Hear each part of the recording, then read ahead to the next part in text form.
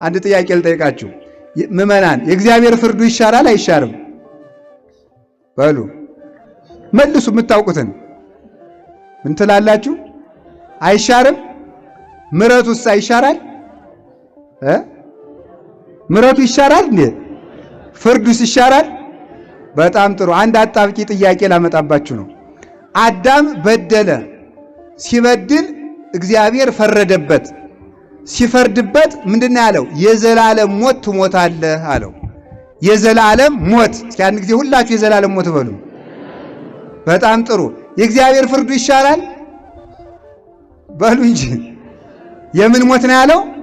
የዘላለም ሞት። ምሕረቱሳ ስመላለም ምሕረቱ ለዘላለም ነውና በሉ እስኪ። ጾም ድንቅ ነው። ፍርዱም ለዘላለም ምሕረቱም ለዘላለም ከሆነ ሰው በምን ይዳል? ይሁላችሁ አዳምን ካልፈረደበት ፍርዱ ከንቱ ሆነ ሊባል ነው። ፈርዶ ሲያበቃ ደግሞ ከማረው ካልማረው ደግሞ ምሕረቱ እንግዲህ የት ላይ ነው ሊባል ነው። እንዴት ይሁን እንግዲህ ተመልከቱ። ሲያጠፋ አዳም ባለጌ